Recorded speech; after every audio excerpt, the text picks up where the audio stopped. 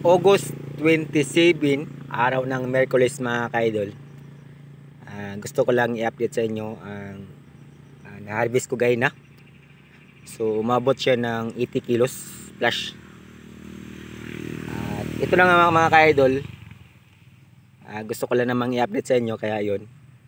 May konti lang tips rin ako sa inyo kung paano masolusyonan yung mga problema sa ating mga talong. So base sa mga nakita ko dito idol, ito na pala yung mga tanim kong bago.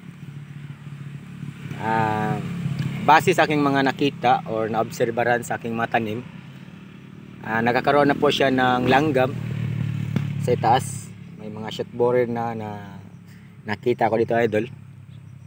Kasi po sa panahon ngayon palagi na lang umulan, kaya ayun, hindi ako nakapag-spray. So mag-isang linggo na, ngayong magdalawang linggo na ngayong ngayong Sabado. Ngayon ay Miyerkules, Huwebes, Biyernes, Sabado.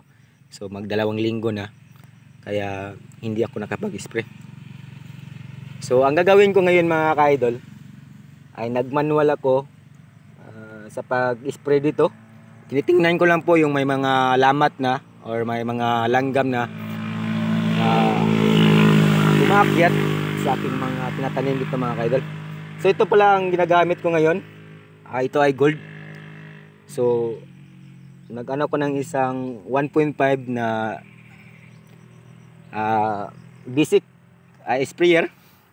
So binutasan ko lang dito mga ka-idol. So tinitingnan ko lang po ang bawat puno kung saan po ang may damage, doon ko po lang po na-sprayan. Kasi po ang spray ko dito mga ka-idol, para lang sa kalaman sa lahat, tuwing Sabado or Linggo. Yan lang po ang spray ko mga ka-idol. Pero pag tag-ulan ay hindi ako nakapag-spray, kaya yun, tinitingnan ko lang po ang aking mga talong kung may mga damage dyan. Ito lang po ang ginagawa ko. So dito, ito na pala ngayon ang mga tinatanim ko dito idol. Itong mga maliit idol ay maharbisto ngayong Sabado.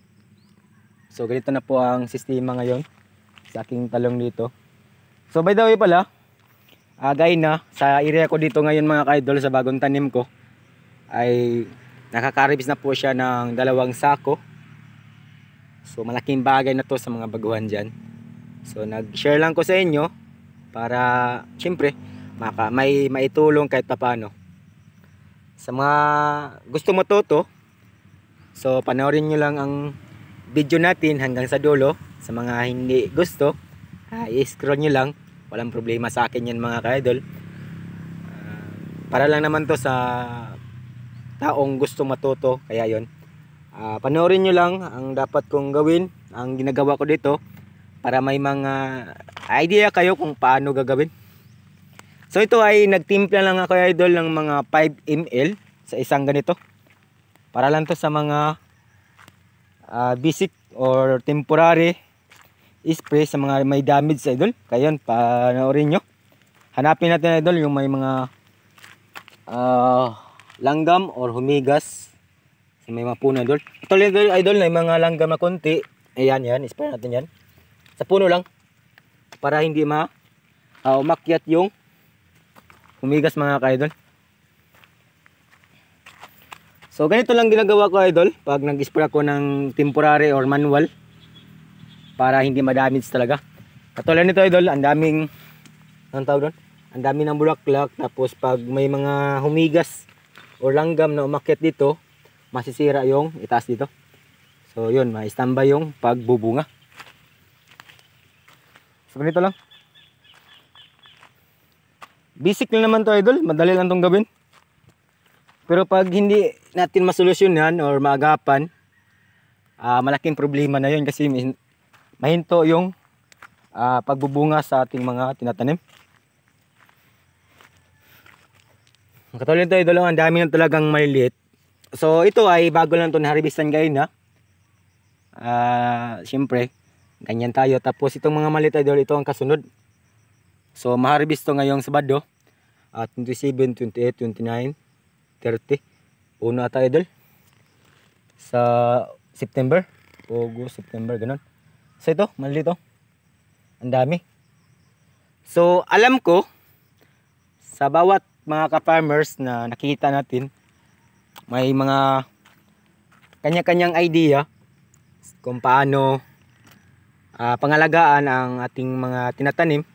Siyempre, tayo nagtatanim, tayo nakakaalam. So kung may mga nakita tayo na bilang isang ka-farmer sa ating social media, pwede natin i-apply sa ating mga tinatanim. So ganun lang po ang pag-gardening. Hindi yung payalan natin, nagtanim tayo, okay na yon. Hindi ganun mga ka-farmers. Kaya yon ganun. Ang sa akin lang dito ay siyempre may mga tips tayo na mai-share. Nasa inyo lang yun kung sundin nyo o hindi. Pero alam ko mga ka-idol, pag gardening, kunti lang talaga ang tumingin. Ito ang trabaho na napakahirap, pero hindi nyo alam, ito rin ang trabaho, mabilis lang ang kwarta. So ito lang, sekreto to idol. Sekreto tong ganitong trabaho. Kaya yon, naging proud na talaga ako na i-share sa inyo ang aking mga natutunan dito. So ganito lang po, pag naghanap tayo ng may mga damage, yun lang po ang ano natin, sprayan. Kasi po nag-spray ako idol ngayong pang Sabado. So Merkulis pa ngayon, matagal-tagal na yun. Kaya yun, nag-manual ako idol. Basic lang naman to eh. So ang una talagang kunin nyo pag may mga i-checking natin yung tanim natin, yung shoot borer talaga. Kasi po pag hinayaan natin yan, yun talaga aakyatin sa langgam or humigas idol. So kailangan talagang matanggal yun. Kasi pag hindi na matanggal, yun po ang sanhi bakit umakyat yung langgam o kahit anong pang insekto na pwedeng kainin sa langgam. So ganun. Patuloy na tayo idol. Ayan o. Pakita ko sa inyo. Ito po ang langgam. So yun po ang spray natin. Di ba? Ang ganun lang. Basic lang to. Tapos yung puno. Spray nyo yan kasi may langgam na yan. Di ba? Madali lang naman to gawin eh. Sa ating mga ka-farmers, ano ko lang to, ito ang idea ko kung paano tanggalin sa mga ano to, temporary naman to idol. Kasi po ang spray ko talaga dito tuwing Sabado. Ito, sprayan nyo lang yan. Solve ang problema. Ito idol, sira talaga to, ang damis na talaga to. Pero solusyonan natin to.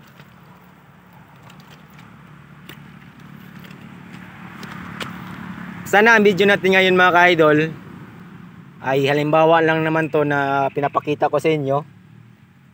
At sana makakatulong to sa mga baguhan dyan na gusto matuto. Katulad nito idol, ito malaking damage na talaga to pag hinayaan nyo lang. So sayang yung isang puno pag nasira sa langgam. Ito ang dami na talaga. So di ba? Ito pag hinayaan lang natin yan, bakit to na sira idol? Yun nga, inakyat sa langgam. So ang gagawin natin dyan, itong sprayan natin yan. Ito ang hinahanap ko idol na masolusyonan. Matagal-tagal pa to idol na mamunga. Pero at least makaka-recover to sa ginagawa natin. Ayan. So basic lang. At sana mga ka-idol may mga natutunan tayo ngayon kahit papaano. At sana matulungan nyo rin si Junes TV. Huwag ka lang kalimutan po mag-like sa ating video or kaya mag-share para may matulungan rin tayong iba. Hirap dito sa probinsya idol pag wala tayong hanap buhay. Wala tayong pagkitaan. Umasa tayo sa ating mga magulang. Yun po ang pinakamahirap. So sana matulungan nyo rin ang bawat isa sa atin. Sana all.